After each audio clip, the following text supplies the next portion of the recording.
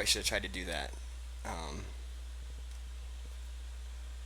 earlier. Um, can you hear me, Dan?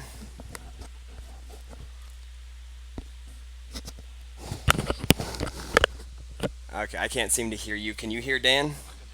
Okay. Um,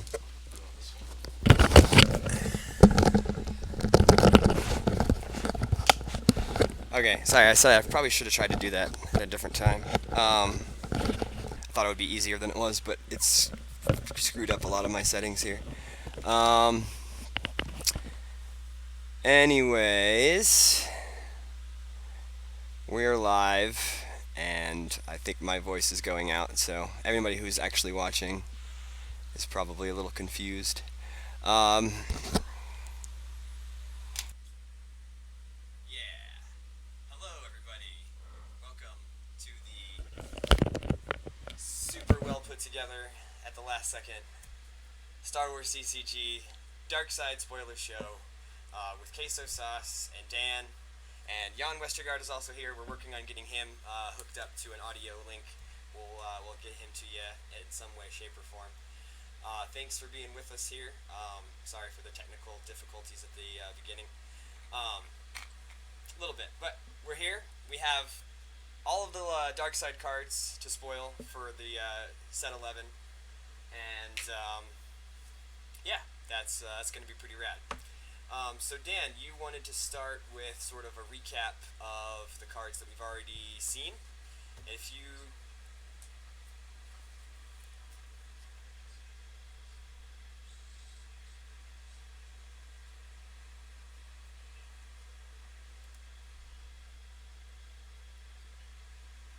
Thrawn, he's new Thrawn. That's great.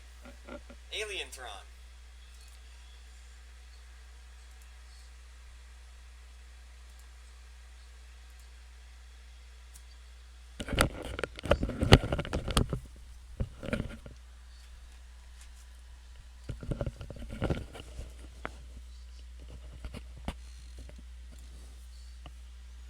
And with him. After that, we've got Sebulba. Sebulba's a really good for Watto right now. He goes down to Mos Espa free, and then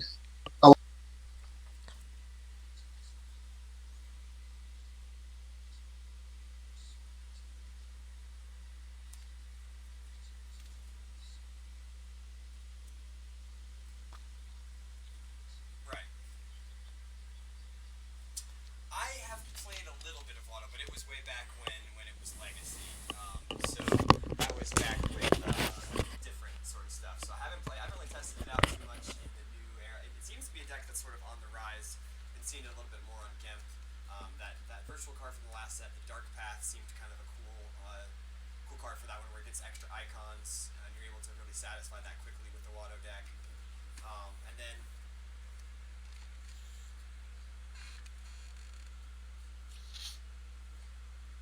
true. If you get force drained there, that's not very good for sure.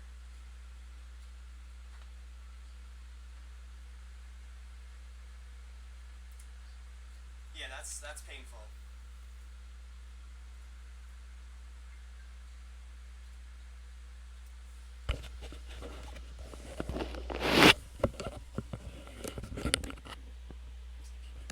I think he's pretty cool. Like, so it's an Imperial character that has. I kind of relate to the clone character on the light side. There's the one clone that has like EPP guns and shoots at people. I think it's kind of cool that Darkseid gets a character like that. It may be weird timing with how good Rops is right now, because he definitely sort of fits right in with a Rops build, I would say, and maybe even like Entanglement, since he's a trooper, if I believe.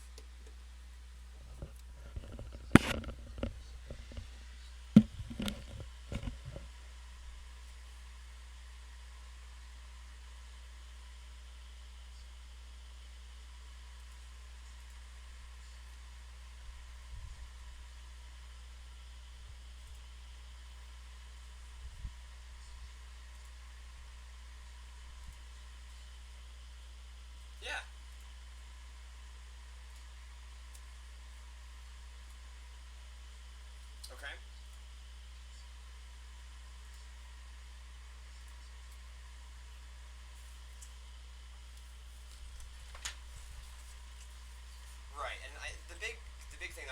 this card is like people are really excited to be able to play Mara Jade in AOVX.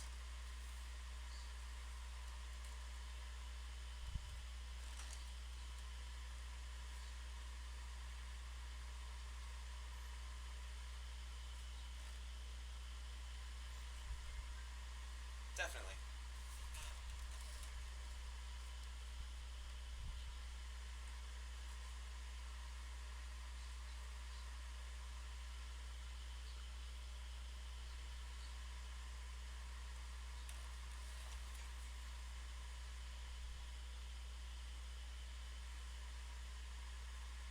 Are we having audio issues? Someone's. Issues. How is it on everybody else's end?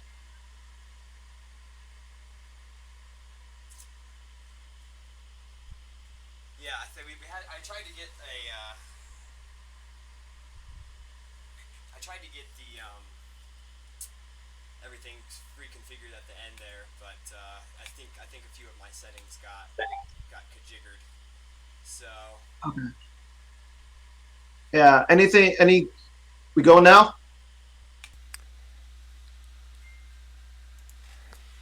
My phone's getting blowed up. So. Yeah. Yeah. Same here. So let's move on to the next one, though. Let's see if we can fix it now if we're getting anything. Twilight Advisor.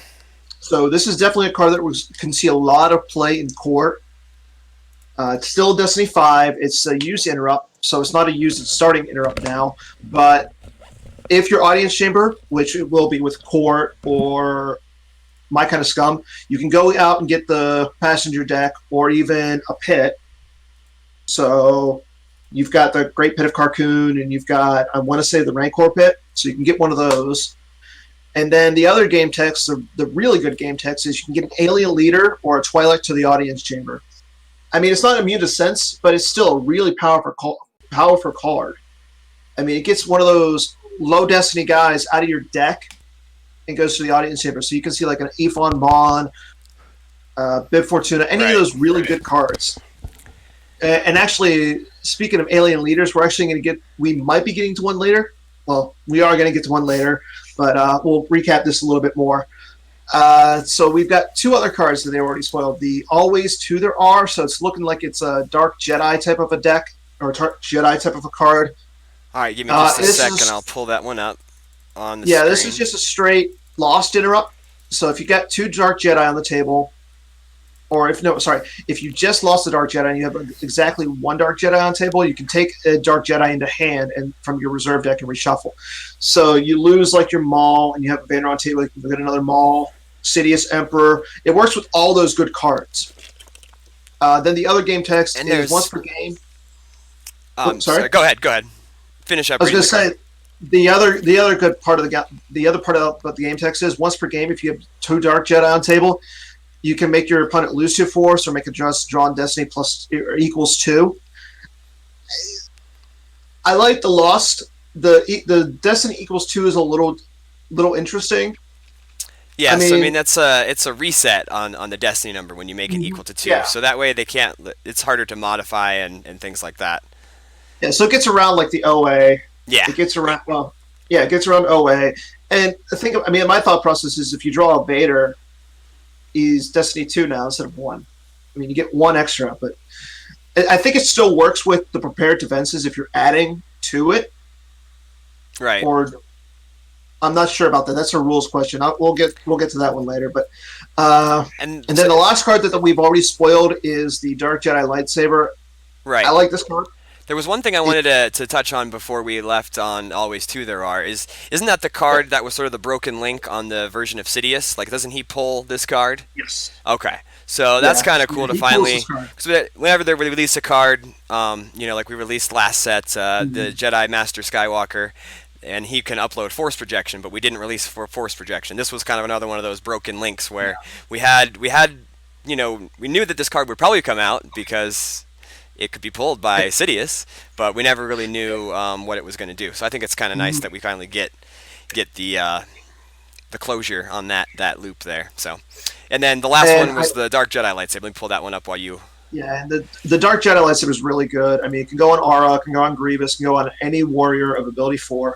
I believe Sidious is a warrior, so You can throw it on him. Right. It adds 1 to the force drain. You can target a creature or a character for free, and if they're hit, they can't be used to satisfy attrition at all. Right.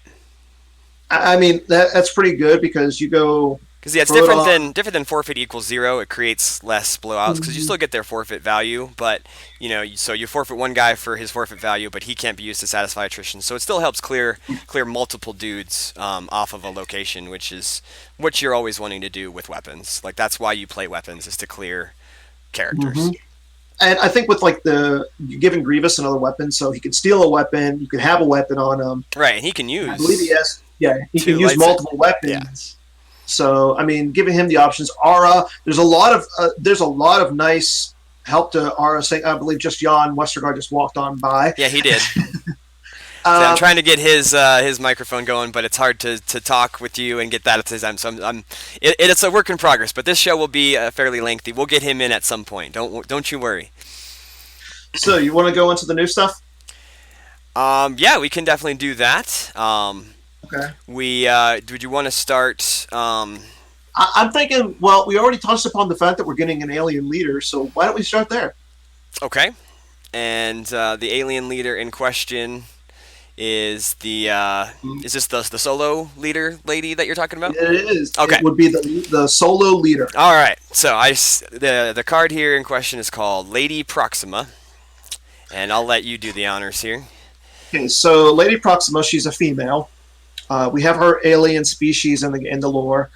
She's a gangster and she's a leader. So she's got multiple different lore to her. So we're going to be virtualizing the Kane Adas card from Jabba's palace. She's Destiny 2. And this one will have an image, right? Yes, this one will have an image. Cool. It's a full card. Power 2, ability 4, so she gets Destiny on her own, which is nice. Mm-hmm.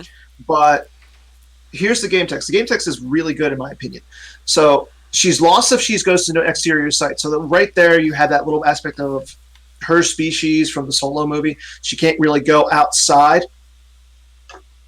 Right. Oh, yeah, Chris Kelly. So she's a gangster because literally one day I'm talking to Chris Kelly about some of the cards and everything because we're trying to figure out like broken links and stuff in the lore. And I'm like, Chris, why isn't she a gangster? She was literally the leader of a gangster organization in the Solo movie. He's like, yeah, that makes sense. So I want to say the next day or 2 days later, Chris was like, yeah, she's a gangster. Right. So, but continuing on to her game text, nobody really wanted to hear about that. They want to hear about the game text. I liked it. With 2 of your other aliens, she adds 1 battle destiny. During your control phase, you reveal the top 3 cards of your reserve deck. Take 1 alien into hand, if possible, and then shuffle your deck. She deploys for 4, and she's forfeit 6. Nice. I like the card. This, for me, is what actually... This is going to make Court a lot better, which is a good thing and a bad thing in a way. I'm not really a big Court player, but I know there's a few guys out there who like Court. I think being able to see some different variety of decks will be good. I've never been a huge Court guy myself, but this card is going to go into Court. That's going to go into my kind of scum. Any deck that wants to have that audience chamber, and then just put like Jabba and like all your dudes there, and then she's just going to help you find more characters. Like you already run a bunch of characters in those kind of decks, but she's just going to help you, keep tempo and get more cards in your hand, and that sounds really good. And for me, I mean, I'm a Magic player. I know there's a bunch of other guys who like Magic. I play the card Anticipate. I'm a blue player. I like being able to scry. I like being able to look at the top cards of your deck and everything. That right there is a card that just speaks to me. Because the ability to look at the top 3 cards and take anything you want into your hand is really good. Right. I like that they limited to only your control phase because if you can do it on once per turn, that would be crazy. Out of hand. And while with 2 other your aliens, so you have Jabba on table, you throw a card down like Ifan Mon, where your aliens can't be target of weapons, I want to say. Yeah, I think he does something like that for sure. Yeah, which is a really good card. You're getting 2 Destiny, and your leaders are pretty safe. So Yeah, no, it's a good way to, like you said, to stack the audience chamber, because that's where you mhm. put Scum and Villainy, and if they control that site, they can cancel it. So you always want to have a healthy stack Yes. of dudes, and the game text on this lady really helps you, keep good cards in your hand, and that sounds good to me. Get more Mhm. aliens in a Scum deck, that's Yeah. perfect. And again, I mean, if you are going against a deck like OA, EBO, even there's a lot of light side decks that just go to an exterior site. So you really want to be cautious on where you put her. Yeah, I was actually just going to say that. She's- Do you think the Lost, if at an exterior site, game text will be, sort of any sort of hindrance? I mean, she's No. always going to go to sort of the audience chamber anyway, but it is a little bit of a restriction that you couldn't just, at the end of the Mhm. game, since she draws Destiny on her own, you couldn't just go use her to go clear a Corn Horn or something like that. But Yeah. the other game text certainly does add a lot of value that I think she'll see plenty of play regardless. Yeah, and I wholeheartedly agree with you. So All so right. that's one of our first No, yeah, characters. that's Uh, definitely a cool card to get hyped on. So, yeah. So what's next? Yeah, and that's a good point, Chris. So Chris Kelly actually says that she can be one of those cards that you pull with the Jabba Space Cruiser. Yeah, she can go in space too. I never really considered that. Yeah. So yeah, that works. So let's go on to a character from episodes 7 and 8. Okay, which one? Let's go with the lieutenant. Oh, actually, you know what? Let's just stay where we are because you're. Oh, never mind. Sorry, So it got weird on me for a second there. I had to. you're good. You're good. So now we have a first order, a new first order guy. So he's going to be. He's a pilot. He's a pilot. He's a TIE pilot for the first order. I know that we haven't really seen a lot of the first order ships. I mean, we have the Finalizer, we have the Kylo's, his ship, but I think we have Kylo's tie. But Yeah. I mean, outside of that, we really haven't gotten into a lot of the ties yet. I think there is just like a 3-dot first order tie that came out in set 9 or 10.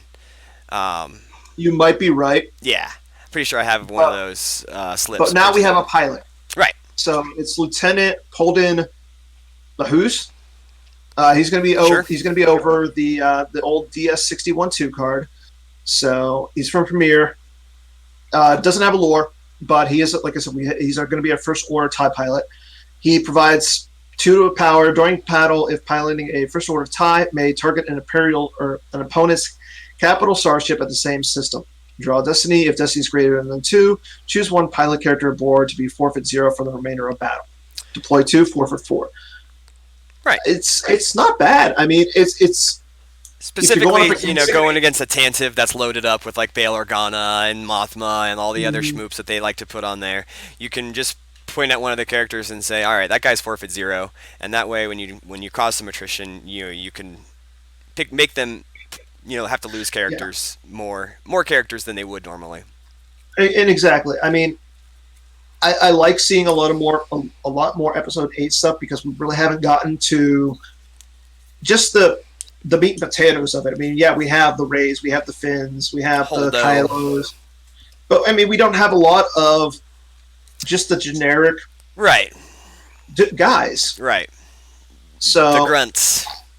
the grunts, and I like seeing a card like this that it's a decent utility card. It's not overpowered, but at the same time, it might see play. Yeah, I can see it. So, and then I think you did have a card that I really want to get to. You had it up just before you. Pulled Yeah, it up. my PDF reader jumps to the wrong tab there. So was it's it all good. the ship? The ship. Let's go to that one. All right, we'll 'Cause you start. already- We'll we start already- at the back. We already people already got a screenshot of it, and they're already talking about Yeah. it. So So we have a new Imperial Star Destroyer with a Vengeance. So it's not going to be a full slip. It's going to be one of those little half slips. So, but any new Star Destroyer is really good in my book. Yeah. Power 8, armor 6, hyperspeed 3. I'm not sure if that really changed any of the stats on it. Most likely not. But what it comes into play is this. I mean, you can add 6 pilots 8 passengers, 1 vehicle, 6 ties. I like Star Destroyers that can add vehicles. I mean, you can throw an AT-AT onto it. You can move it around. A permanent pilot provides the ability of 2. And then whenever you win a battle here, opponent loses 1 force. Yeah, I mean, that's just solid. Yeah, it's pretty good. You don't have to have anybody on it. It's just you win, your opponent loses 1 extra card. Yeah. No, I mean it's pretty good. Any Star Destroyer deck, whether it be a Set Your Course deck or some of the. I hope Star Destroyers are due for more of a comeback because I always loved playing with big Star Destroyer decks back in the Legacy era. So more Star Destroyers that have better game text and is good in my book. So, and I like that the title of the card, Vengeance, kind of works with that losing 1 force thing. So, you lost a battle, now you got to lose extra. So it's a little extra vengeance there. That's kind of cool. I always like when we work flavor into our cards. So, good job, whoever thought of that. And according to Bream25 in the chat, I mean the deploy and the forfeit, they both went down. But the deploy went to 7 and the forfeit went to 8, so it's nothing to complain about too much. I mean, it's just this is a card you could throw into Set Your Course pretty easily. I mean, we have the makings of a newer Set the Course deck where you're not trying to you're flipping early with the second Krennic. Right. I want to say it's the Death Star Commander's name. Yeah, it's Krennic Death Star Commander or whatever his name is. Yeah, I was gonna say, is that the Kelly Krennic or is that the Tom Haid Krennic? Because I know both of them made a Krennic, and I'm not sure which one is which. I don't want to offend either of those guys, so I'm gonna plead the fifth on that. I don't know which is which. Obviously, like the big deck for Darkseid right now is Rops. This pretty much can go into Rops. I mean, you're generating all the extra force. Why not throw it in there? Yeah, and then Star Destroyer Rops could be a thing, or like. I've seen people run like Star Destroyer TTO. That could be, a pretty good card for that one too. I mean, this is just it's a splashable card for Darkseid Space. Yeah. And we don't really see a lot of Darkseid Space. I mean, we see the normal Emperor in his shuttle. We see the some matching ties, Baron, stuff like that. So, I mean, and it's just this is actually one of those cards from set 11 that I'm really excited about because it can go into almost any deck. That's fair. Well, not court, but but it'll go. It can fit certainly into many decks, and if Star Destroyers, it can go into map. It can go in. Yeah, I mean, we said it. So where do you want to go next, Queso? All right. So let's see. Let's you pick and so. I'll pick. I'm gonna go with an interrupt that I'm pretty excited about, and I think a lot of people will be excited about too. We'll go with Vader's Anger. I like playing Darth Vader. I like playing Hunt Down. I like playing like Eops with I'm Your Father. This card is used interrupt, and its lightsaber was just swung by Vader and hit a character. Cancel that character's game text. Or if you just drew Darth Vader for Destiny, take him into hand and then redraw. And then, or if Vader at Vader's site, cancel Blast the Door Kid, Dodge, or Rebel Barrier. So like this card is primarily, I'm guessing, a Hunt Down helper, but I like that it fits in. I mean, Vader goes into lots of decks, so being able to cancel characters' game text, like if you're battling first and you hit their Mace Windu, now all of a sudden he can't swing at all. Like that's pretty awesome. Or canceling their. I mean, he could still swing, but he can't swing. Well, right, he can't swing twice. Yeah, he can't swing twice, and he loses his immunity to attrition less than 8. And so, like, it's super, super strong against a lot of light side characters. Or, like, let's say you hit Luke with lightsaber. Now he doesn't get the he doesn't get the power bonus from having his lightsaber because that's on his game text. Well, I mean, he loses that. The other card that I'm really excited. I mean, think about it this way: this is a way to get around Padme. Yeah, true. So you go first. You swing, hit Padme. Now Vader gets his game text back. Yeah, that's a good call too. Yeah.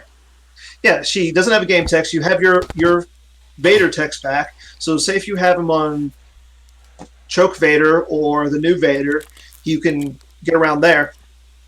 So yeah, I mean it's a solid card, especially for Huntdown. But I mean outside of Huntdown, I mean we have Eops with Vader and I Am Your Father. There's a lot of decks that revolve around Vader. I mean Hoth CRV. You could do I've seen Coruscant CRV. You could do yeah. Basically any deck that just wants to like set up a big drain with Vader is really going to like this card. So I definitely like playing mains, especially for dark side. I feel like dark side mains are just like super good. Even if you're playing against light side mains, I'd rather be dark side mains. So Vader's Anger is definitely going to be a card that I would use in like combat and hunt down and stuff like that. Yeah. So. And outside of that, I mean, in decks like those, where especially you're not running a lot of high Destiny type of cards, if you draw a Vader, you can put him in your hand. The fact that it can cancel Blastador, Dodge, and Rebel Barrier. Right.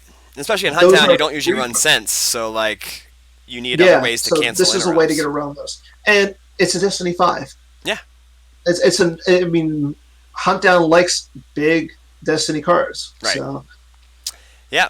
So that was a card that I was particularly excited about, so I wanted to get that one out there. How about another interrupt? Okay. Do you want to do the one, let's see.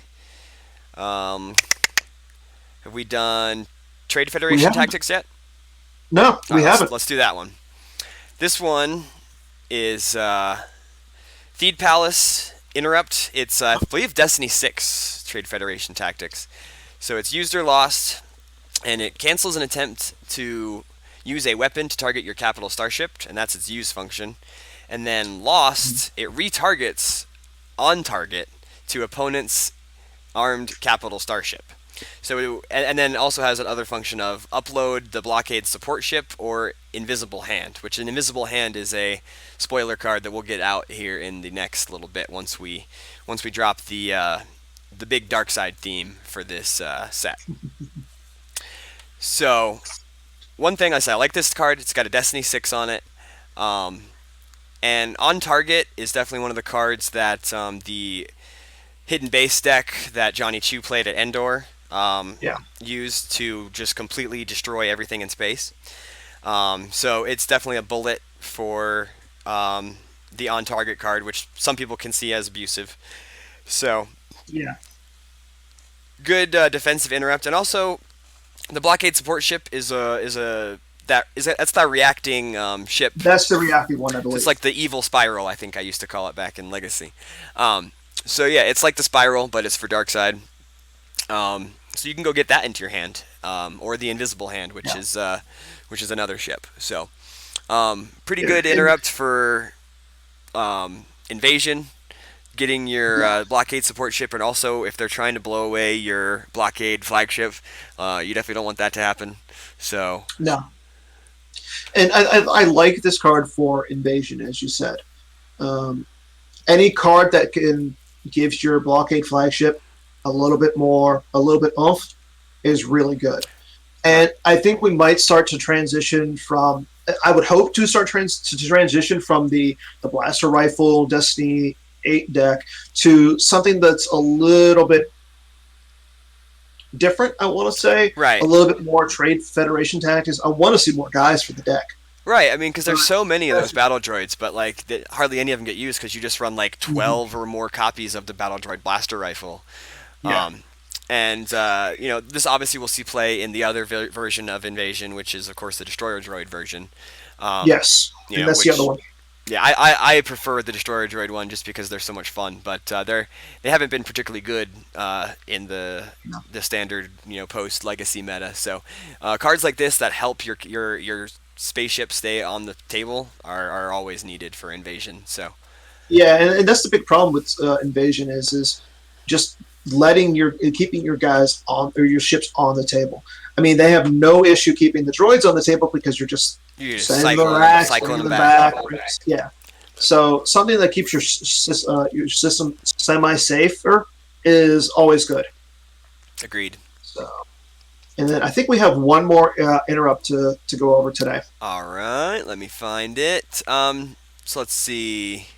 Did we already talk about Twi'lek, or is that the other one? We did. We're looking at He's All Yours, Bounty Hunter. So this is another half slip. Okay, yeah, He's All Yours, Bounty Hunter. So it's the user lost interrupt for remainder of turn. Your bounty hunter draws 1 battle destiny if unable to otherwise, and moves for free during your move phase. And that's the use portion. The lost portion is cancel an attempt to use a weapon to target your bounty hunter who is escorting a captive. Yeah, and you know what? This is just this card. I can see a lot of play in the CCT deck that you run IG-88. You have a captive on him, even if it's Jabba's Prize or whatever.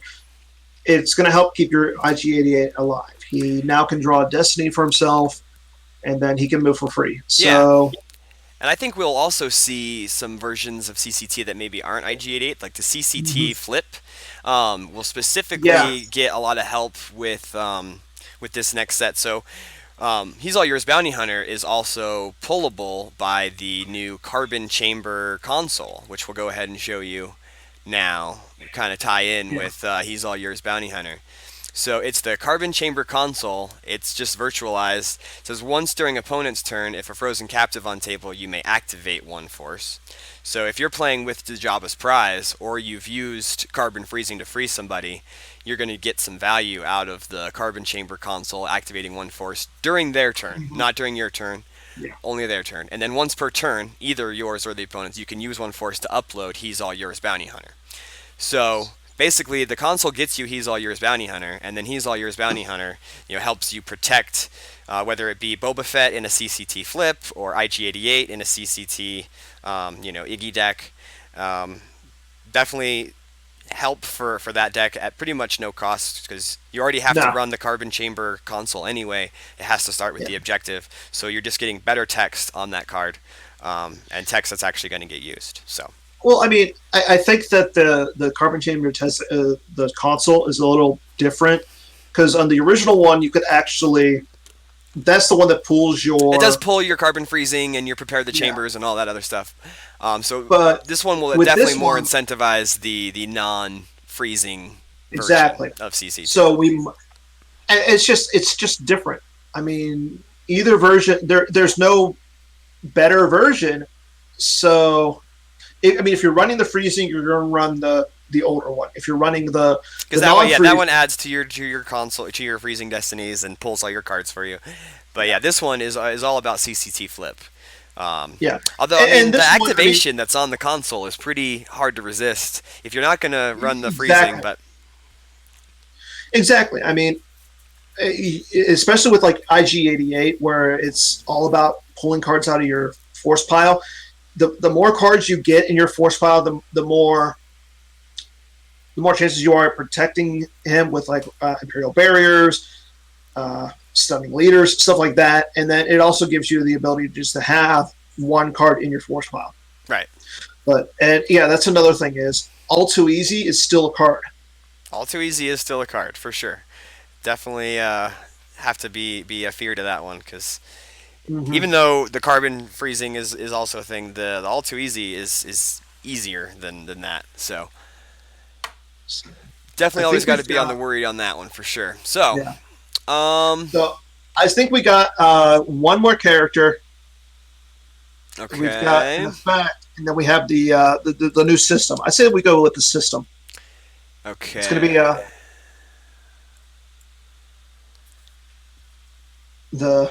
I want to say this is episode 8 system. It's there we go.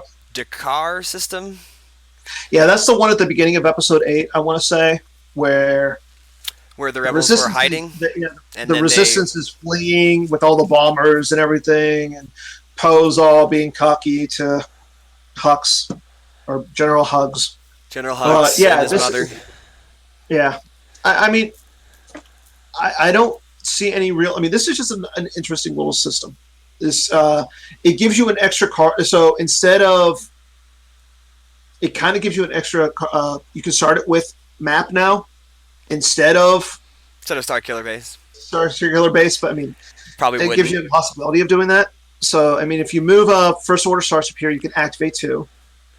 So you use the one force to move 2 there, and you net 1. So I mean, that's pretty good. Well, and the big thing about it being an episode 7 system is that the finalizer would get the minus there. So that's always pretty nice for the finalizer and any other sort of cards that might key off of that. But yeah, and then the other thing is, I mean, for the light side, unless they have a resistance leader, their force range are -1, so they would only draw. They would really only drain you there for 1. Yeah, so it's a 2/1 that you only drains for 1 unless they happen to have Leia or Poe or or some of the other some of the other leaders. Yeah, which there are more and more of those every day now that we're getting Holdo, and there's there's an Admiral UA Satora for the Resistance and stuff. So there's quite a few of the Resistance leaders nowadays. Just depends on which decks they actually get played in. We're getting more, which is nice. So you want to go to I said we go with or not Quiet Lieb Zareen. Let's go with Pride of the Empire. Okay. Pride of the Empire. So it's the dark side immediate effect. Well, it's actually not it's still an immediate effect. Yeah, it's still immediate effect. So it says if you just deployed a pilot aboard a Black Squadron TIE, deploy on that pilot, and that pilot's game text may not be canceled, and then during your turn may upload a Black Squadron pilot. And then if that pilot just won a battle, you can retrieve a Black Squadron pilot. So it's like all about Black Squadron. So if you're running like Vader and like DS612, DS613, he has a matching ship now. DS614, DS615. Yeah, I mean there's a lot of those Black Squadron fighters for Darkside. So definitely with like some all power to the weapons and things like that, and some TIE fighter cannons, you got yourself a pretty decent support card for that. Yeah. And then Pride of the Empire is pullable by black too, if I'm not mistaken. So yes, yeah, you're right. So you can get that. You can pretty much guarantee that you're going to get this card if you're running, that style of deck. So it's basically just a card that you had access to before that we and the other version of Pride of the Empire is sort of the mirror of Legendary Starfighter. Both those cards don't get used very much, but they can be pretty devastating if you do decide to use them. So yeah. And the nice thing is, if you do play with this version, you can still play with the other one, but I mean, it is a unique interrupt, effect. So you're essentially picking one or the other. But yeah, you can't run both. Yeah, I mean, it's a nice card to give a little bit more to Darkside space. Again, with the Vengeance, we're seeing a little bit more than just the shuttles and the. Yeah, because lately it's just been like Finalizer, and it's because there's a lot of decks that kind of run the Finalizer package, and then we're still seeing like the Boba Fett's here and there. So, you see that in like ISB, and you see that in some of the EOPS decks and stuff, but mostly it's just like 2 Emperor shuttles, 2 Emperors, 2 Tarkins, call it good, Yeah, pretty much. So, and then I think we got one last character. Okay, so let's see. Another alien for Court. Oh yes. Yeah. He really likes the number 3. He does. I like the number 37 a little better. Why 37? Oh, it's just the number that's everywhere. You'll see.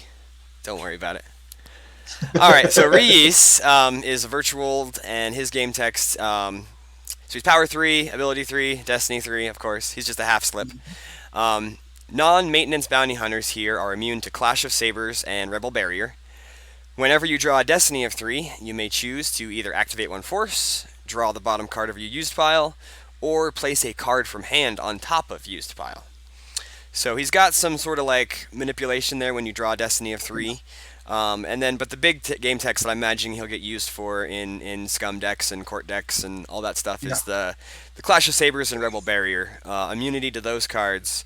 Those are the cards that you really turn games for light side. Like Throne Room loves to just like come down against your pile, clash one of your characters, sorry about the mess the other one, and all of a sudden you have 2 aliens instead of 4 aliens, and when you thought you were good. So yeah, it's not a bad little card at all. I mean, we might see in a Court some less maintenance cost Boba Fett's. So I mean, we might see just regular Boba Fett. I know Court runs Django, it runs Cad Banes. So, I mean, we might see a little bit more on the bounty hunters. And then the other thing, I mean, he is a bounty hunter himself. Right. And, I mean, he's still a smuggler, so, I mean, outside of that. So yeah. And, can he be used as a rep? Is there a non-unique version of his species for Darkside? I don't think there is. I want to say there is. If there is, then he could be used as a rep then, probably, but I don't know enough. No, there isn't. It's just the light side. It's the light side one, yeah, okay. Yeah. Yeah. So yeah, he can't be used as a rep, but I mean, he does add a little bit more to the bounty hunters. So we might see some bounty hunters. Yeah. And then I think AOBS. Yeah, agents could run him. Yeah, he can go. Yeah, he can go over to agents because I mean he's a bounty hunter. So. All right. So I say we get to the big stuff. Now we have to get to the sort of the big sort of theme for Darkseid in this set. So we've seen the light side objective, but we haven't seen the dark side objective. Yeah. And the dark side objective, if you're familiar from Legacy, this is called the Stunning Move. It was around back then.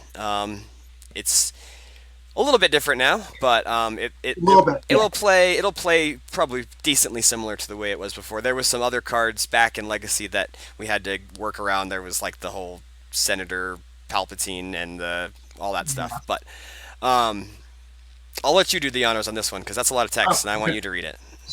Oh, thanks. So with a Stunning Move, it's going to be it's going to be a dark side objective, and it looks like it's going to be the Virtualized Invasion. And this will be a full image, so it's not just going to look like Invasion. It's going to have its own image and everything. Yeah. For this game, for the text, is you're going to start with the deploy the 500 Republica. So that's going to be one of the starting locations, and Insidious Prisoner. We'll get to him in a second after we're done with the actual. Yeah, there's a lot of cards for this one, guys. There's so if you're confused at the beginning of just looking at this, we'll come back to the objective, and everything will be a little bit clearer once you see some of the other cards. Yeah, and then the other thing that you start is the Coruscant private platform. So it's kind of like Sidious's private platform for Docking Bay. For the remainder of the game, you cannot deploy Sidious because he's already on the table in the form of Insidious Prisoner. First Order and Imperial characters. Grievous is immune to attrition +2, so I believe he was less than 4 before, so now he's less than 6. So you have a little bit. You can keep him on the table a little bit better now. Once per turn, you may deploy a invisible hand sight or a non-unique separatist droid. So all the droids from the Palace, the B2 droids, the Droidicas, all of those. And there's going to be another droid that we'll show you in a moment that also comes. Yeah, we'll get to him I'll say right after Insidious Prisoner. Yeah, sounds good. Okay, so and then you flip the card if Insidious Prisoner is at the invisible hand site, any invisible hand site. While on the flip side is while this side is up, immunity to attrition of the Jedi, starships, and vehicles is limited to 5. So Luke is now set to 5. Yodas are all set to 5. Mace Windu, even if Jedi Business is out, he's still limited to 5. Home One, yeah. Falcon, that's loaded Falcons, up. Yeah. All the Falcons are set to 5. Yeah. So, and then during your control phase, if your Separatist character is with Insidious Prisoner, opponent loses 1 force. Once during your turn, may switch your force pile to reveal any 1 card. Opponent may lose 2. Place that card on the bottom of your use pile, or otherwise you take it in your hand. Yeah, so this is kind of almost like a Watto mechanic where you put a card down and they have to either use 2 or lose 2. This one is different. Like, I'll either get this card or you don't want me to have it. Well, you got to lose 2 force. So that game text is super fun. Yeah, and then you flip it back if Insidious Prisoner is not on a invisible hand site.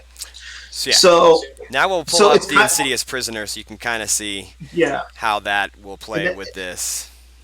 And then we can talk about some of the nuts and the bolts and how this version is a little bit different than the previous versions that we saw. Yeah, give me just 1 sec to pull that up. It's eluding me on my. I have many tabs open with this.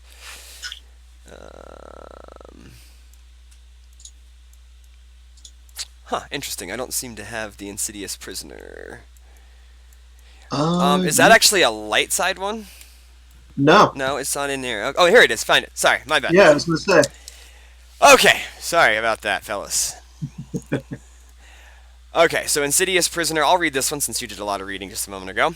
It's a dark side epic event. It starts on Stunning Move on the 500 Republica, which is one of the sites that you deploy with Stunning Move. Mm-hmm. While at a site, even while on a captive, adds one dark side icon here. So it gives you an extra icon for dark side when you start it. And then while on Coruscant, opponent loses no more than one force from your force drains here. So yeah, the 500 Republica is a Coruscant location. So basically, you can't just like play Stunning Move as like an activation platform and just set up a big drain at that site. You have to get him. Yeah. You have to move him out and try to flip your objective if you want to do more damage at that site. So then, once per turn, if any player controls this site, they may have this card. Follow their first character to move from here using land speed or docking bay transit to a battleground site. So basically what you do is you either use docking bay transit or you use land speed to move your characters away from here, and then he follows the first one, whether that be light side or dark side. So light side can move it away to make it more difficult for you to get the card and then flip your objective. And then with dark side, what you're going to do is occupy the location control the location, get your Insidious prisoner, and then you're going to try to get him back onto the invisible hand. So this is basically trying to recreate the beginning of Episode 3 when Palpatine is imprisoned by Grievous, and then Anakin and Obi-Wan try to go save him. So like that's the whole sort of theme of this objective. And as you mentioned earlier, this used to be a legacy where it would kind of have the same platform where Sidious and Imperials are lost. You can deploy, instead of the invisible hand... Yeah, it was kind of a mirror where on the old legacy one, you were trying to get him... He was already prisoned on the invisible hand. You were trying to get him out as a light side player. And then like the dark side player... Like I feel like it was different than it is now. Like you had to a little bit, yeah. But I mean, it still did the same thing. Like once per game, you instead of having the +2 to attrition with Grievous, you could download Dooku or Grievous for -2 to a site where you occupied, and then on the flip side, you could immediately retrieve a battle droid into hand. It's still limited. The Jedi vehicles to -5 or to less than 5. And it still lost one force, but instead of one force, it would have been for each battleground you controlled. So it's a little bit. It was more fair. This one's more fair.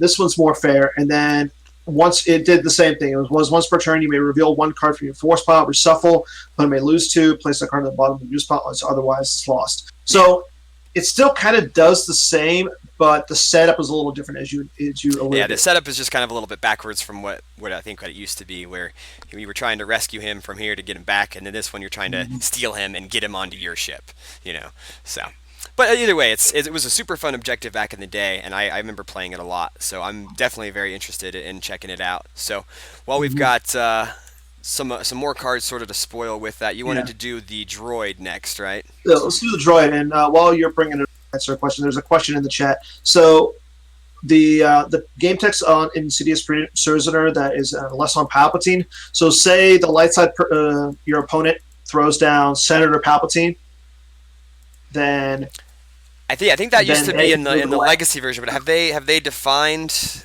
that Insidious Prisoner is a version of Palpatine? Yes. Okay. I wasn't sure if they had made that. Yeah, it's all about the senator for the light side senator. But yeah, so now we have the IG Magna droid. Those are the droids with the purple bow staffs, I want to say. Yeah. That follow essentially the first versions of J88. Themselves are assassins. So that's another keyword that they're working on putting more into the game. And we used to have the assassin's objective, so maybe eventually it'll. Mm-hmm. And then, so the droid itself is power 3, armor 4. Grievous is defense value +2, so he goes from a 5 to a 7. While aboard the invisible hand, it draws one destiny if able to otherwise, and characters here are immune to class and sabers. So again, this is helping out that helping out stunning move. Stunning move. Yeah, definitely. And I could see playing these guys in Invasion also, because even if you're not using the whole invisible hand stuff, like they're just really decently priced battle droids. So. Yeah, and so I mean, they help with Grievous, but I think they're predominantly we're going to be predominantly seeing them in the stunning move because most of their game text is that's fair while on the invisible hand. So unless of course we're doing something a little weird. Well, we like doing weird things. But well, I know. Yeah, but no, definitely that explains everything. For a stunning move, though, like when these guys are aboard your visible hand, they're definitely going to help you keep Grievous alive. They're going to help. Light Sight's going to make it harder to clear. So with the Clash of Sabers. Yeah. It seems to be one of the themes outside of the whole stunning move, adding differences to Darkside spaces. Let's get Darkside some help for Clash of Sabers. That is not just because we've seen a few cards that reference Clash of Sabers in this set. So I say we bring up the invisible hand now because we've been talking about that for a while, and then we can get right into the locations. So we want to bring up the invisible hand, the ship. Yeah. So, I mean, we've already talked about the Trade Federation tactic, which can pull the invisible hand. Right. And then the invisible hand itself is Power 6, Armor 5, Hyperspeed 3, Destiny 2, Deploy 6, Forfeit 8. It can add 3 pilots, 5 passengers, and 4 Trade Federation starfighters. Permanent Pilot has ability of 3, and then adds 1 Battle Destiny if Grievous is on the table, immune to attrition less than 5. So it doesn't have enough ability to draw on its own, but if Grievous is on the table, which he probably should be if you're playing Stunning Move and Invisible Hand, it's going to get at least 1 Destiny by itself, and then if you happen to get 1 pilot on there, then you're going to get yourself 2 Destinies. So yeah, and I know that I want to say the Trade Federation has some decent pilots. I mean, we have Tehao is a good one. Tehao, and there's Commander Dolte, Dolphine, and there's just like generic Nemoidian pilot that are actually pretty good. Yeah. So yeah, and Stunning Move isn't as limited to playing. I mean, it can't play Imperials or First Order, but I don't think there's any rules against it playing aliens, right? No, so you can play some pretty cool like maybe Balatik or some of the other some decent alien pilots might star in Stunning Move decks, and maybe the Jabba Space Cruiser and stuff. We'll see a little more play in that too. And could you bring up go ahead and bring up the invisible hand one more time because you changed over to Stunning Move. Yeah, I just wanted to check to make sure that I was right about it letting you play aliens. So yeah, you can play the aliens. You can play the aliens ship.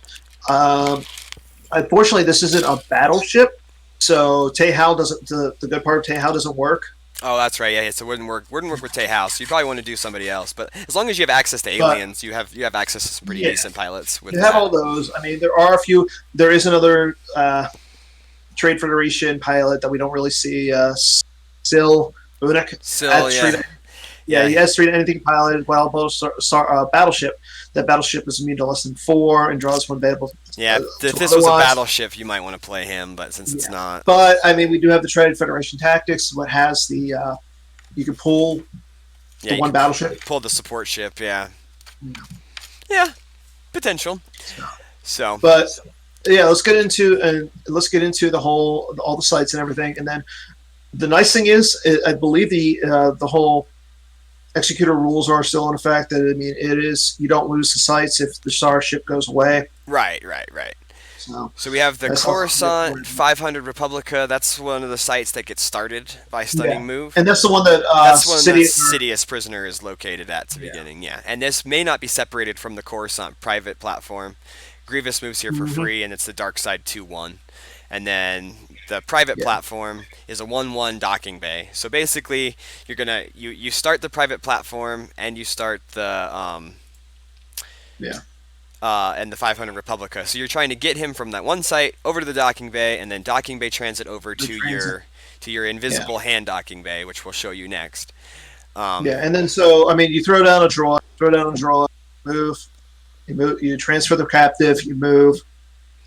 So, I mean, there are ways to do it. It's just unfortunately, this is one of those decks that it's a new deck, so I know people are going to want to play with it. I mean, there is a legacy version, but I mean, like you said earlier, the legacy, you start with Sidious on the flagship, Yeah, and you were trying to get him off, and this one you start with him on the ground, and you're trying to get him up to the ship. So it's a little bit different, but it's still the same basic thing. So then the invisible hand docking bay is just a docking bay. It's a 1-1. It's a mobile site. It has a scomp link, which is definitely unique for episode 1 sites. I wonder if that will stay on there. Most episode 1 locations don't have scomp links. No, but I mean, isn't it the site where in episode 3 R2? It's fair. It should, because it makes sense. So I mean, it kind of does. But there's often times where you find yourself getting blown out by not having a scomp link on some random cards. So I always like to look for the scomp links. Yeah. So yeah, this one's a pretty standard docking bay. 1 force, 3 force, free if Palpatine, if present, free if for presence droid is present. So it's got some advantages if you have the right kind of characters there. But it's basically just a 1-1 docking bay that goes for the invisible hand. So then we'll show you the invisible hand, the bridge. This is a 2-0, so this is probably going to often be the first one you pull with the stunning move that lets you pull the invisible hand sites. Once per game, if you control, you can upload the invisible hand, the ship. So we also saw Trade Federation Tactics helps you get that, but this site lets you get it as well. Light side, unless you're clone army character here, force drain -1. And so I mean, it kind of, and the one thing I do will like to say is, I know that in development there was talks about making this into making it a virtualized blockade flagship bridge. I'm glad that they didn't do this because now it's a little bit more accessible for people. Because I know the blockade flagship is what, like a $10, $15 card. Yeah, or the bridge, and then the accelerates are also really expensive too. So that's also part of it. So, but yeah, I mean, I like how it is a 2-0. You can pull the ship, and unless you have a clone army character, it's a train 1 pretty much most of the time. Yeah, and I mean we have I think General Kenobi, and then the clones. There's Rex, and there's Cody, and then there's the generic ones, and then don't forget about 5s, or else Chris Mensel's going to yell at you. 5s, and then there's a lot of silly clone guys. They're all okay, but yeah, I have a feeling that we'll see a lot more clone. Eventually, I know Chris Kelly's a big fan of clones. Yeah, so I have a feeling we'll see more clone stuff from Light Side when the rest of the spoiler stuff comes out for them, though. So. And then I think we have like what? There's this. We got that one. We got the bridge. We need the observatory entrance. Yes. So it's outside of the room where Sidious is just chilling. Sure. I'll take your word for it. So this one is, while the Insidious prisoner is here, your characters are each power +1. And then light side, if your clone army character here, your characters are defense value +1 here.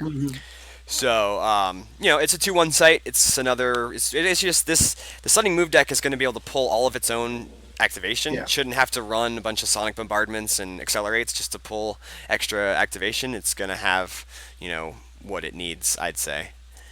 And the nice thing is you can get this on either side of the objective. Yes. So, and that right there, that's good on design to allow the dark side player to. Because right now there's only 4 sites for the invisible hand. There's the 3 that we've shown. Is there one more? I'm just going through all my cards. There is one more. Okay. So a hallway. Hallway. All right, let me find that one. I mean, outside of the bridge, I think this is probably the best one. Yeah, this one's got good game text for sure. In the hallway, it says it's a 2-1 as well. Two light icons for dark, 1 icon for light, and then it's hallway 328. Is the title of it. So if you occupy, opponent must use +1 force to move from here using land speed, and then light side, you move to here using land speed for free. So it's actually got some interesting light side game text that's pretty advantageous for them. Yeah, and I want to say that's the site where Kenobi and Anakin got trapped in the force field. So I mean that's again thematic, which is I know we're trying to get a little bit.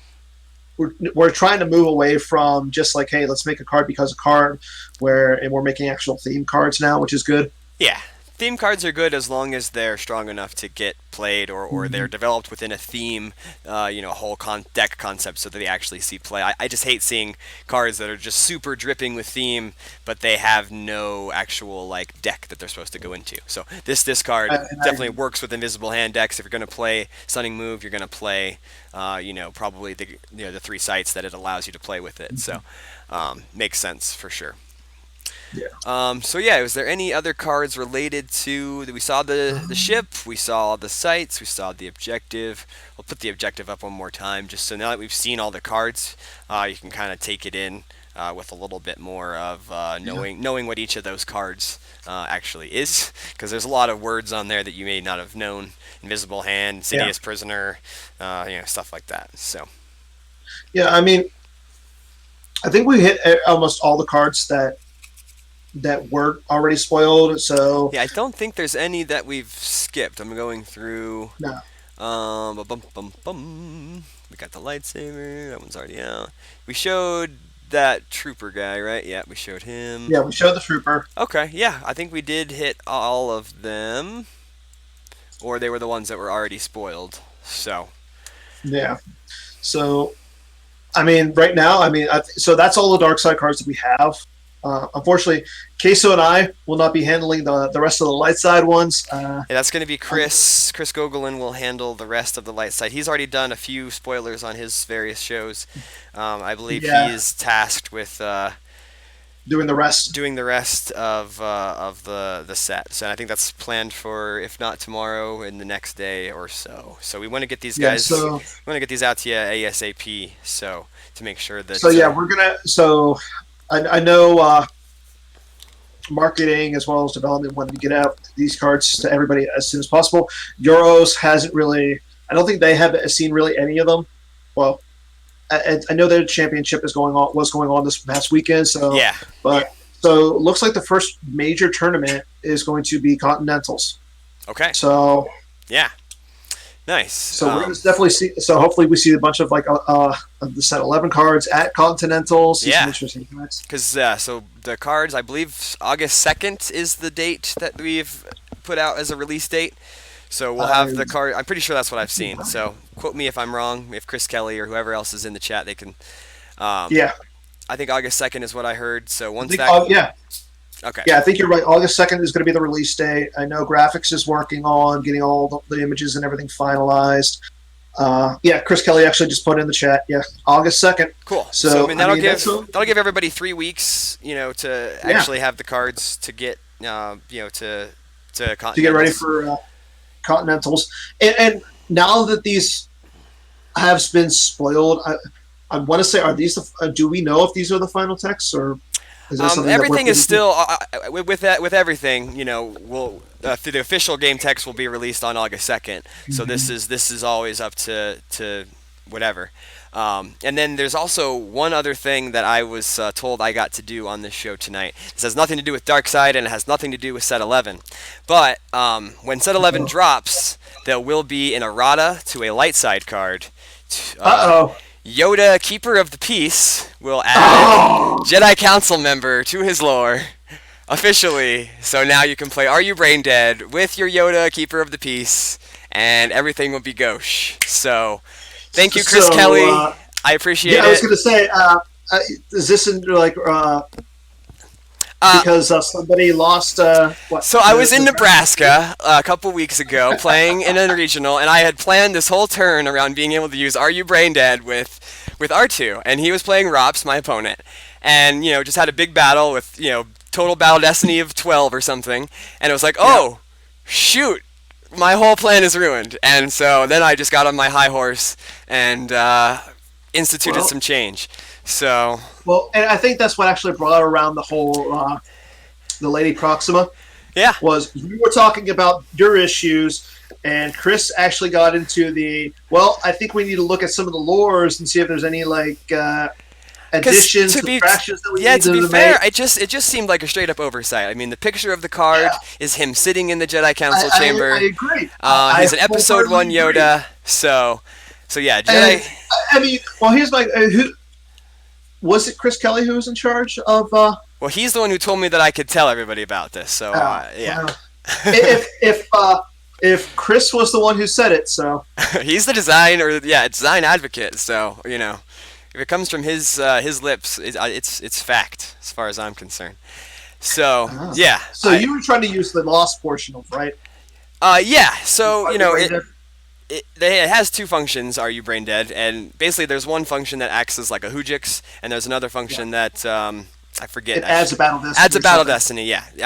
I wasn't able to use that because I think it has to be against a Dark Jedi or something with that text. But basically, I was playing a Jedi Business Throne Room, trying that style out as I was. We're all getting sick of playing Luke and playing against Luke, so I wanted to bring some different noise.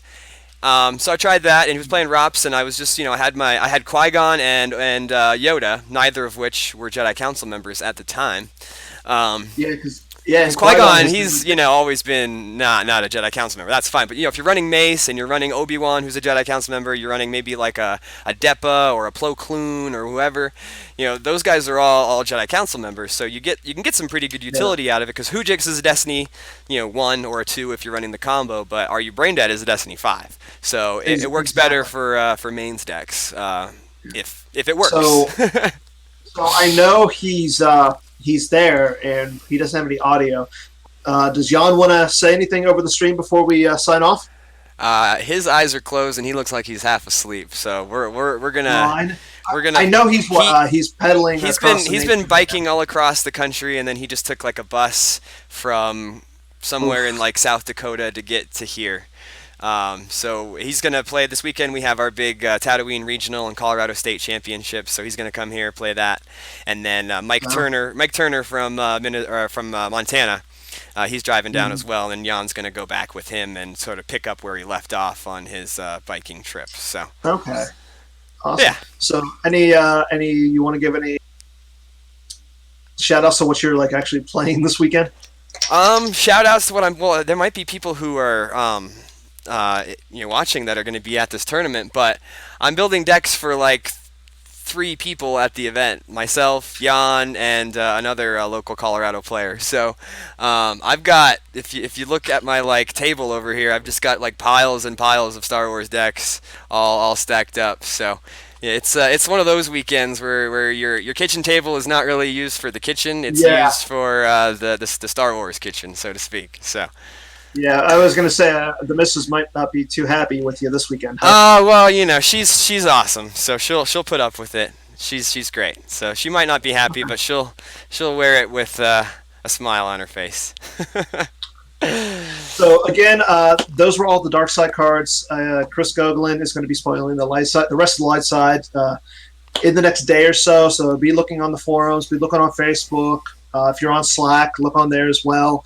But at this time, I guess it's time for myself and Queso to sign off. Yeah. Thanks all for tuning in. Sorry for the technical difficulties there at the beginning. I hope everything went well after the first 3 or 4 minutes or so. At least we started with all the cards that had already been spoiled, so nothing that was brand new got lost in that translation. So you didn't miss much if you missed that first 3 or 4 minutes while we were dealing with some audio issues there. So thanks again for joining us. Stay tuned for the other spoiler show, like Dan said, and may the Force be with you. Night.